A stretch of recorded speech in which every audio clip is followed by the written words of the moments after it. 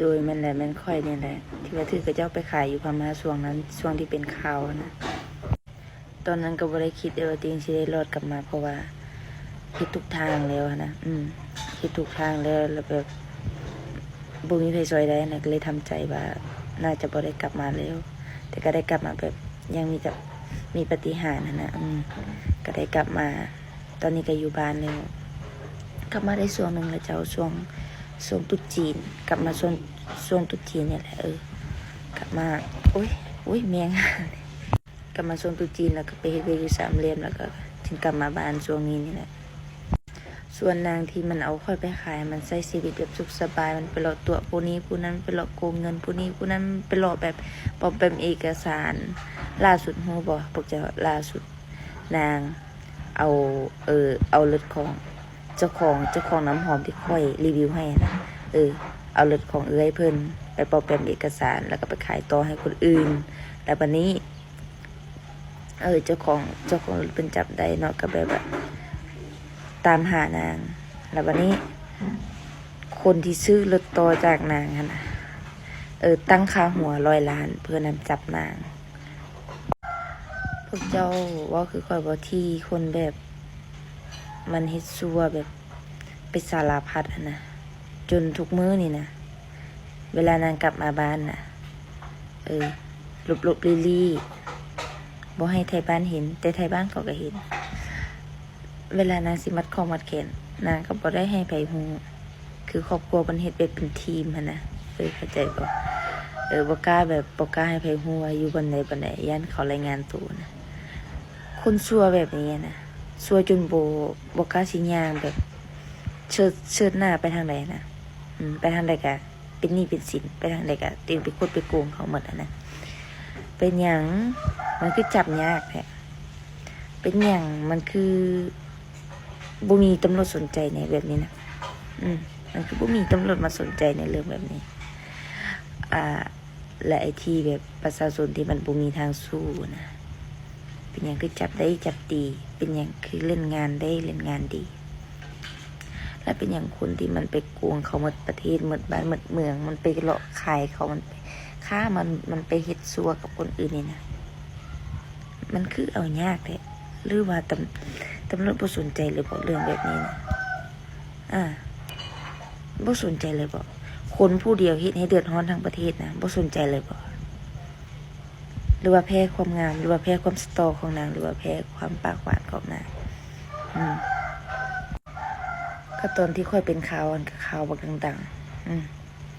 ข่าวบักดังกันยังบ่มีตำรวจคนใดสนใจนะบ่มีตำรวจคนใดสนใจคดีนี้แล้วเขาประกาศอันที่ว่านางไปกดโกงเงินก็บ่มีใครสนใจแล้วตอนนี้เขานำจับอันตั้งค่าหัวนำจับ100 ล้านสนใจได้บ่ตำรวจสนใจได้บ่ก็ฝากอยากให้ตำรวจเห็นคลิปนี้ของค่อยนะสนใจซาอายถ้าเจ้าจับได้เจ้าก็รวยได้100 ล้าน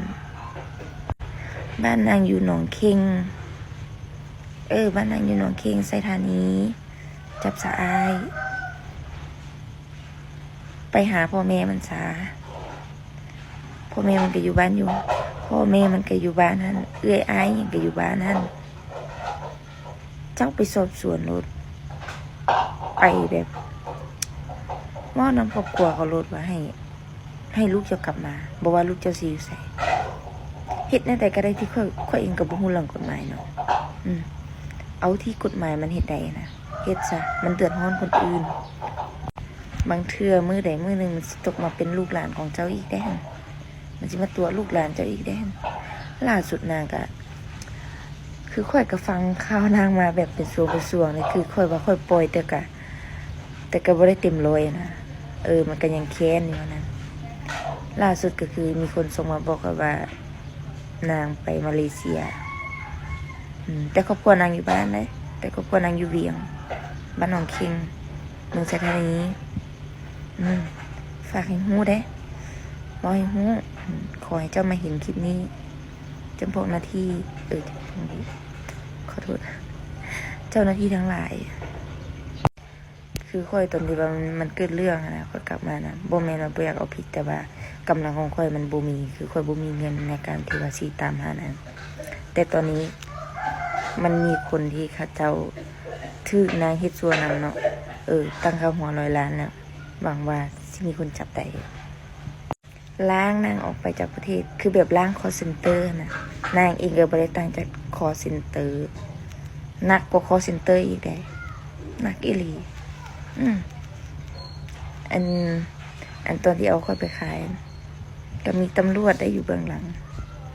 ตำรวจ3 เหรียญเฮ็ดเป็นครอบครัวอีกเด้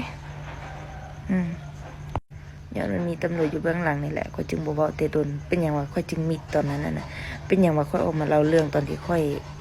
ถือขายนะแล้วอยู่ๆแล้วค่อยมิดทั้งที่เรื่องมันยังบ่จบนะก็ย้อนว่าค่อยย้านเขาสิฆ่าค่อยนั่นแหละ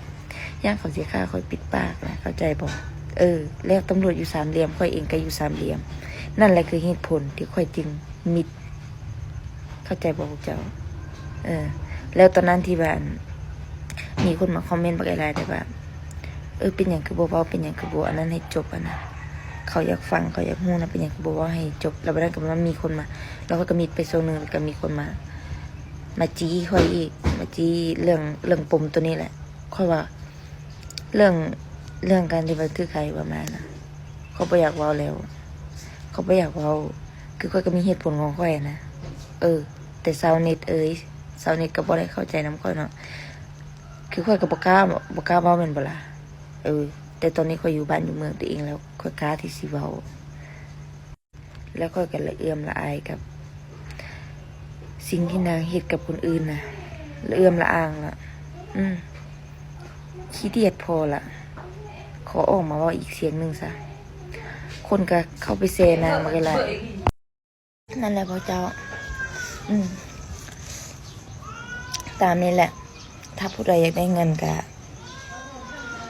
ตามนี้เลยฝากถึงตำรวจทั้งหลายเนาะว่าถ้าจะได้เฮ็ดคดีแล้วได้เงินหลายๆเขาก็ขอฝากคดีตัวนี้เด้อเขาฝากให้จะจับนางให้ได้เด้อเชื่ออยู่ดอกว่าบ่ได้เฮ็ดฟรีดอกเฮ็ดคดีนี้นะบ่ได้เฮ็ดฟรีดอกได้เงินแน่นอนเฮ็ดซะขอละเชื่อบ่ว่าถ้าเป็นประเทศอื่นนะป่านนี้นะข่าวดังทั่วประเทศแล้วเป็นข่าวใหญ่ข่าวดังทั่วประเทศแล้วบ่มิดอยู่แบบนี้ดอกบ่อยู่มิดแบบนี้ดอกเชื่อบ่โดยเฉพาะประเทศไทยโอ้ยมันยิกมันย่อยก็ยังออกข่าวแล้วแต่อันนี้อย่าให้ได้ไล่เด้อว่าไผในเสียหายแค่ไล่บ่ไหวสุดๆเกินว่ามันหลาย